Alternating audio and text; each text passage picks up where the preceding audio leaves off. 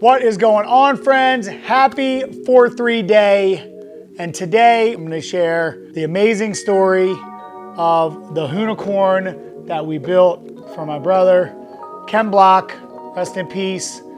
And it was only fitting that we brought this story out on 4-3 day, which is a day that will forever remind us of Ken Block and the legacy that he left us.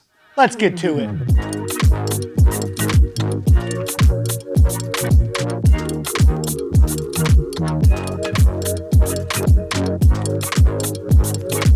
Let's start with the fact that Ken his legacy is representative of just an amazing human being, creator, a competitor, an amazing father, husband, and just really straight up a badass at anything that he tried and put his mind to.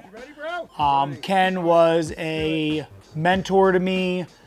He was a friend, somebody that very much inspired me and really just was one of those humans that was just awesome to be around. Just a good person, ultra successful, but as down to earth as they come. I was fortunate enough to spend good times with him. I met him in 2006, 2007. I don't even know. It's been a long time, but almost a 20-year relationship with Ken. A lot of mutual friends, and I was very grateful because early on in my career, he really took a liking to what we were doing.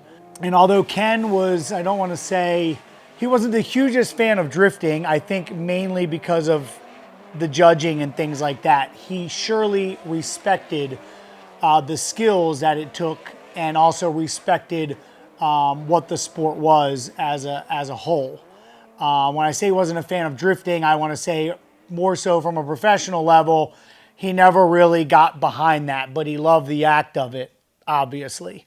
So these shoes here I want to talk about because these are very special shoes to me. You know, Ken obviously was the founder and owner of DC Shoes, and early on, when DC, Ken got into racing, they started making shoes for him. Of course, if you own a shoe company, you're not wearing somebody else's shoes. And Ken, like everything else that he did, came to the market with a mindset of kind of revolutionizing the racing shoe market.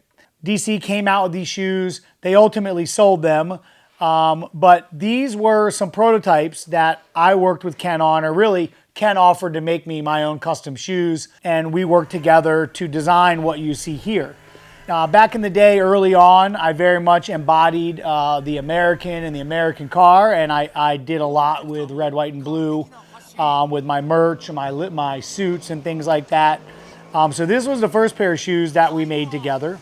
Red, white, and blue. You can see these are pretty used, very used up. One of the cool things I said Ken came to revolutionize, there was various durometers that they put in the bottom of the shoes. So the toes would be a little bit softer for a little bit ease of pedal feel. And then the heels, as it went back, they got a little bit stiffer. So again, just a representation of Ken. He's not just copying shoes. He's like figuring out a way to reinvent them. And so before we get into the Hoonicorn, I kind of wanted to share these with you. Very special prized possessions of mine.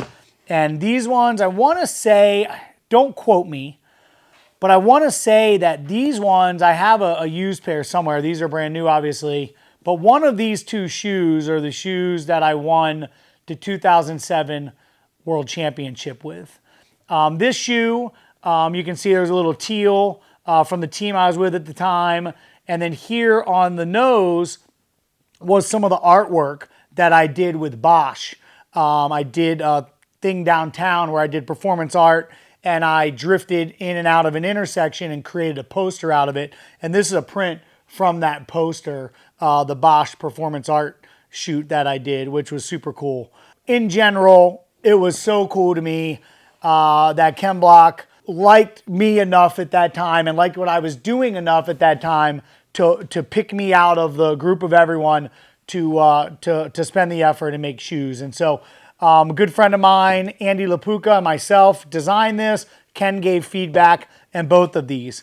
Andy is now with Race Service in LA, but used to be, Drift Alliance, as well as, my team, mine at the time. It wasn't really a team, just me. Videographer and editor. And, he did a lot of the videos that you've seen of me early on, say probably pre-2012, 2013 ish. So, I wanted to share that because I thought it was very relevant to the special relationship that I was able to have with Ken before he left us. And it's something I'll always cherish. I've learned so much from him, and the fact that we were chosen to build, up until the day he passed, his favorite car that he had in his fleet is another thing that is always something that I will cherish and I'll never forget. And I wanted to share how this came about, because I've never really told this story. There's been a lot of stories of the car, but the way that this started is actually funny in its own, and I probably could just stop after telling you. But I was at Ken's house in Park City. We just had a day of snowboarding, and we were in the hot tub, dude stewing it. Ken always had an interesting way of bringing things up and bringing ideas up. And, a lot of the friends, mutual friends that are watching this would be like, yep. But Ken would always start asking questions and kind of like get in the vibe around what it was he wanted to talk about. He was very defined in his approach. And he would, kind of just start asking questions about, hey, what do you think about this? And what do I think about that? And so we're dude stewing in the hot tub, hanging out, laughing. And he's like, hey, I wanted to talk to you about an idea that I had. And he let me know how much he really loved the RTRX, which a lot of people don't know. The RTRX is the older brother to the Hoonicorn. And we debuted that car in 2011. And I want to say that this conversation happened in 2012, because this project was about just over 2 years from like this first talk to like actually making it happen. And then him driving the car in Gymkhana 7 Wild in the Streets of LA. He had expressed how much he liked the RTRX and thought that it was very groundbreaking, and he loved the approach to this kind of timeless car. And he's like, what do you think about like a classic all-wheel drive Mustang? And at the time, I'm thinking to myself, I'm like, you are crazy, Ken. I'm like, I freaking love it. Like, I love the idea, because I could see Ken, at the time, right, he was doing the Fiesta Gymkhanas, and I'm like, holy shit. We build an all-wheel drive Mustang, put one of our drift car V8s in. I'm just thinking in the back of my head now before I really respond to Ken, collecting my thoughts, because this is kind of how Ken approached it. He wanted to hear something before he wanted to get your vibe on it before he really shared his heart and his passion with you, is my experience. And so I responded to him, that I thought that would be sick. And I was like, what would you want to do? Because obviously he was into rally. So I kind of wanted to wrap my head around, like, is this a rally car? Or is this a all-wheel drive drift car for the streets? Like, where's your head at? And so that night we brain jammed on this. And basically the mindset was a slammed, low to the ground, super aggressive Hot Wheels meets real car, meets performance, meets Gymkhana, meets Ken Block. I mean, that's basically the gist of it. And, we chatted on it. And he, at the end of the night, he said, would RTR be interested in attacking something like this? And I was just like absolutely honored. The fact that, again, Ken, with the resources he had, the people he knew, was so inspired by what we were doing at RTR that he would come to me to ask that.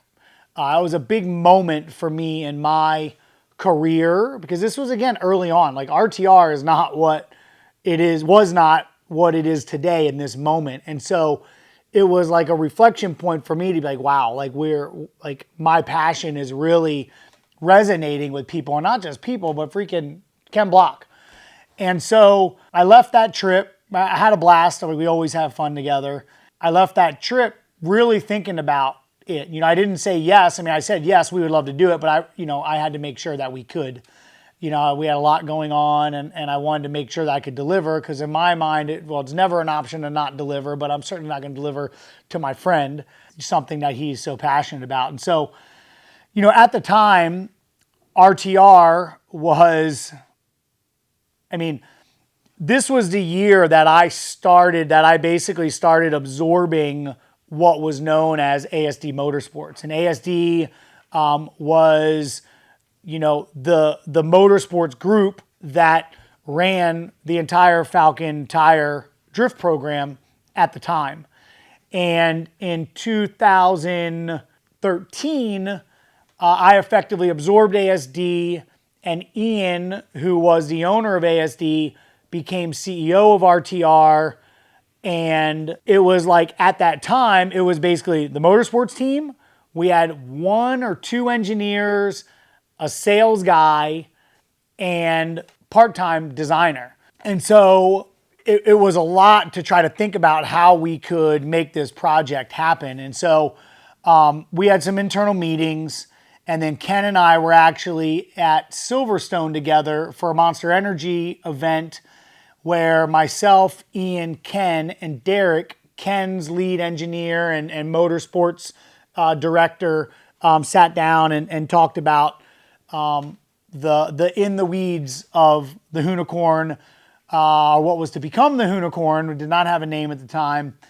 And we agreed that we would take the project on and make it happen. And so now the insanity began. What ended up being 2 years of design, engineering, doing something no one has ever done before to break the internet and put a smile on Ken's face. And so that process at the time, again, I didn't have a massive team. So I managed a lot of the initial. Ian's role was the mechanical. Ian is an engineer, extremely smart dude, just amazing. His job was the mechanical, and my role was the design and as far as like what it was going to be and how we were going to do it. And so the first thing that we landed on was that we weren't going to do a 69. The RTRX was a 69 Mustang. So I sent Ken kind of some inspiration, and between 67, 68s back to 65s, and we landed on it being a 65 Mustang. And so the first thing that I did was I reached out to Andy Blackmore, who I worked with to help me design the RTRX, and asked him if he was up for the project. He was up for the project. And so basically we followed the same process that we did with the RTRX. So I basically, I'm a creative, I'm a designer, but I can't design on paper. Like, I don't have the skills to sketch. I don't have the skills to, get it on a computer and things like that. And so basically it was getting the vision from mine and Ken's brainstorm out of my head onto paper. And so Andy and I had very deep conversations. I sent him a lot of inspiration. And then once he wrapped his head around it, then the sketches started flowing through.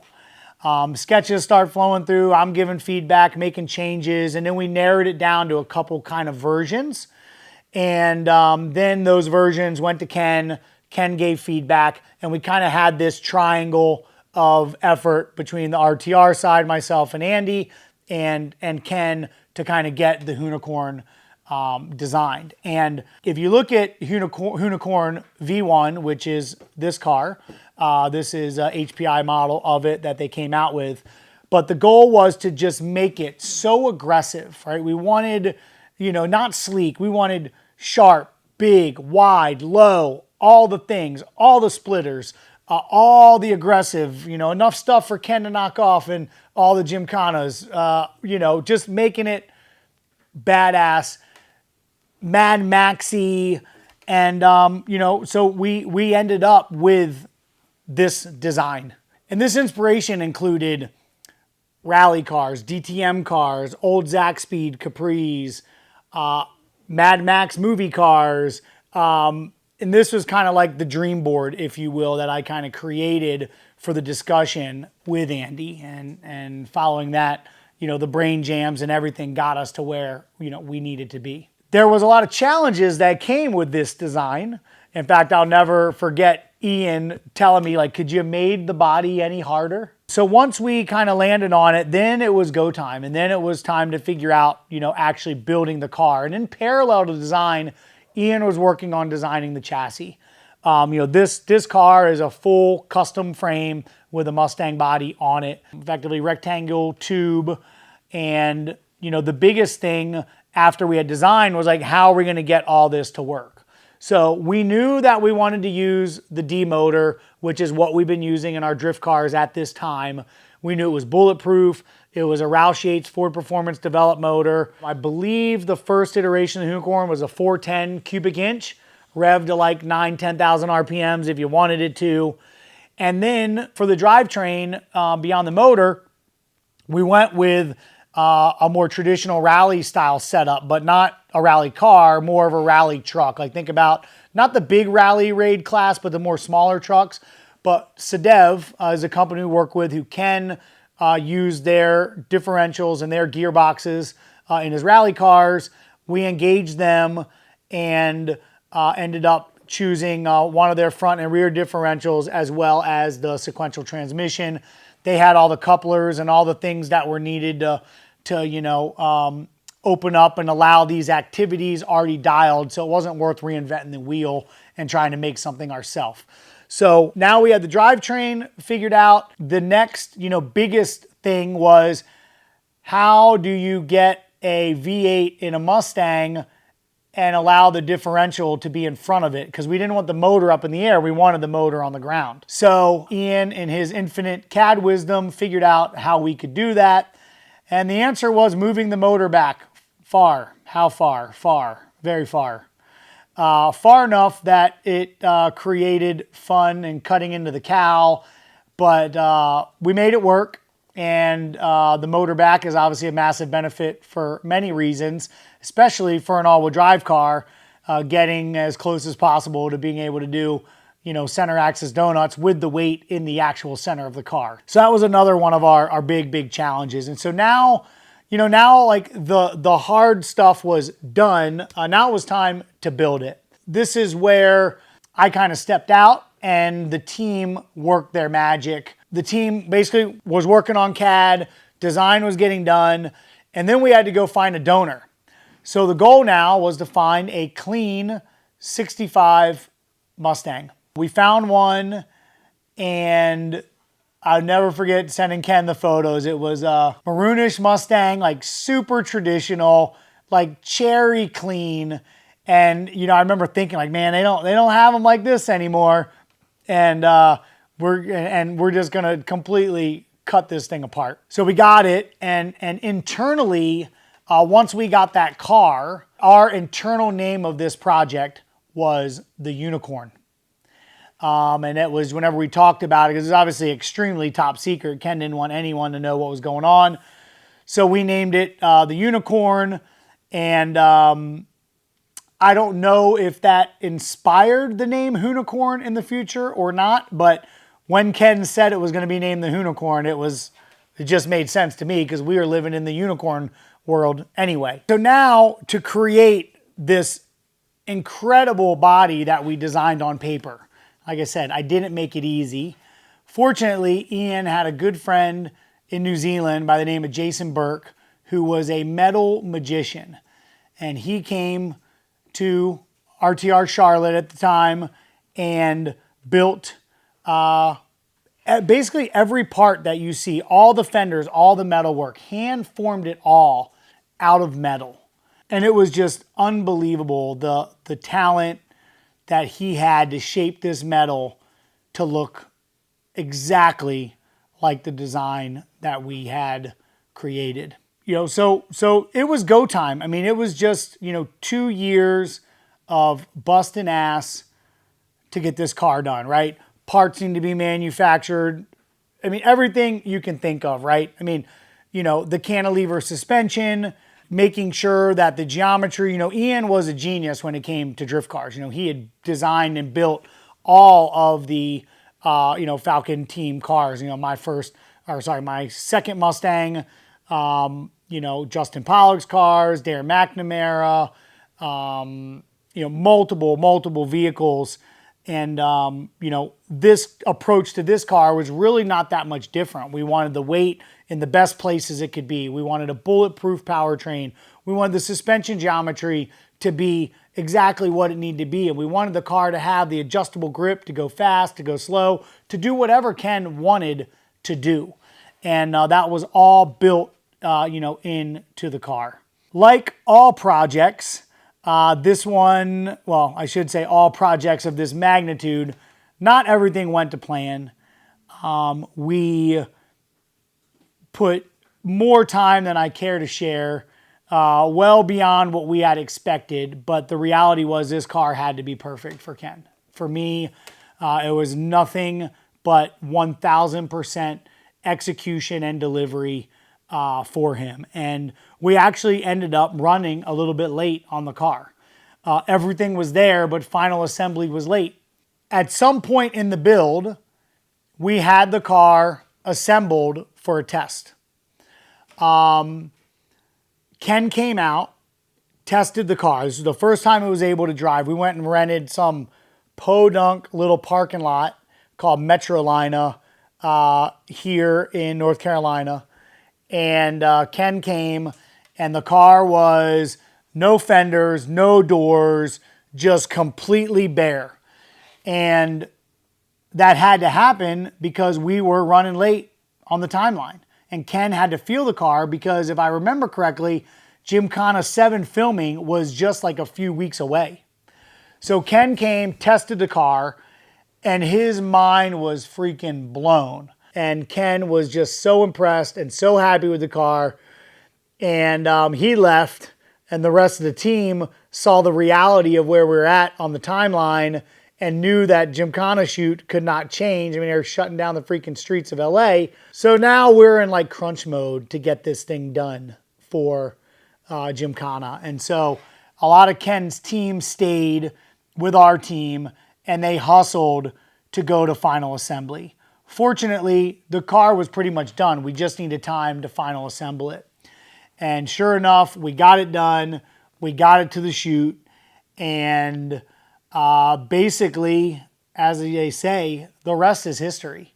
Gymkhana 7 happened. The Hoonicorn has had many different iterations, many different looks, and one consistent thing, that no matter where it goes, what it does, it put a smile on Ken's face. It put a smile on any onlooker's face. And to say Ken did this build and this car justice would be an understatement. Every time that I saw him drive this car, every time that anyone saw this, what he was doing behind the wheel of it, he just took it to another level. This car has been so impactful to our generation, to the automotive world, and it is just something that I'm so honored to have had the opportunity to build and become reality for Ken. And once again, the fact that this was his favorite car that he had ever in his life, as far as driving, the experience, and what it did for him, just says a lot about our team and the way that we're able to execute on this for him. The last thing I'll share is the first and only time that Ken let me drive the Hoonicorn. And so for many of you that know, a lot of people have asked to drive the Hoonicorn. We want to go jump in the Hoonicorn now? I would love to. May I please? Yes, yes. Ken has not let people drive the Hoonicorn. In fact, it's a running joke between Andreas Backerud and Ken about getting the keys to the Hoonicorn. And Ken let me drive the Hoonicorn when we unveiled the Mach-E 1400. I let him drive the Mach-E 1400, and I drove the Hoonicorn. And I do want to say that it was an unbelievable, surreal experience. It's happening right now? Yeah, right now he's like, no, he is.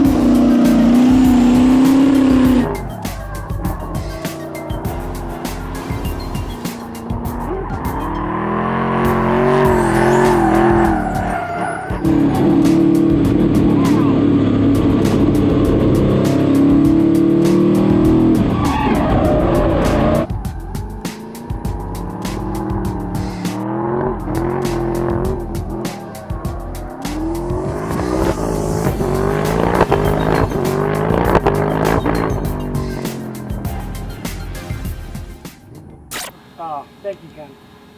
Appreciate it, man. That was rad. The fire spitting, the power of it. This was Hoonicorn V2, so this was methanol, twin turbo, just absurd, absurd car, and was one of the craziest things I've ever driven. Something I'm going to share that I've not shared as well to close this off is that while we were at that shoot, Ken and Chelsea did a little roll race with our Formula Drift car versus the Hoonicorn. And they were rolling, and I don't know what gear ratio Ken had, but the FD car hung right with it. I'm not going to sit here and say Ken was on it in every bit, and again, I don't know what gear ratio he had, but we weren't running nitrous either, and they were running pretty good for the squirt that they ran. Now, 12, 13 horsepower, our FD cars, 14, 15 horsepower, rear wheel drive, all wheel drive. On paper, I think this thing would smoke it, but I was very surprised to see and also hear Chelsea say kind of where he was at with the throttle and stuff. But I think, you know, in a straight up drag race, I don't think the FD car would have a chance. From a roll, it was pretty cool to witness that and be able to see, you know, our creations, my team's creations, my dream of passion of RTR on the track in such a violent manner with those two cars. So with that, thank you guys for listening. This has been a really cool memories for me to jog down, and what a machine. You know, I've got to see Leah drive it as of recent, and just the presence of this car is something that will always be special for millions and millions of people in the world. And yeah, hope you guys enjoy that. We miss you, Ken, and much love. We'll see y'all soon.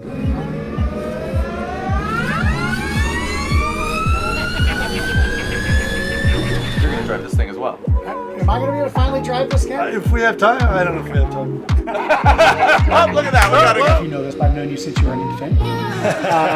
You know, we've been all over the world, and I've watched you grow up, and I think it's very cool that you're getting into motorsport and you're actually taking to it, and it's really cool to see that. So I'm pumped to be able to show you some things. Who are you? Von Gitt, my buddy Von Gitt. What up? Mustang expert. He actually helped me design and make the Hoonicorn. We've known each other a long time. He's a world champion drifter, professional fun ever, FD champ. What year? 2010, which it's kind of getting old. Hold on to that. I need another. No, hey man, I don't have a championship. Wear it on your back. I'm really proud of you, and I hope you're proud of yourself because you did an amazing job, and I hope you had fun. Happy birthday! And by the way, Vaughn, great coach. Oh, yes, amazing. you did a great job. Yeah, no, that was appreciate that. Thanks, Ken. That was fun. Yeah, I kicked your ass. It's all good. Come down the house. Hey. What's up? I'm Vaughn. What's up? I'm Ken. Nice job. Loving those priorities. Yeah. Ready to wrap? I'm certainly not at the level he is. I'm learning and having a lot of fun with, learning people. Unlearn your other instincts. Right. Yeah, because right now in all-wheel drive, every time I rotate, I want to like counter forever.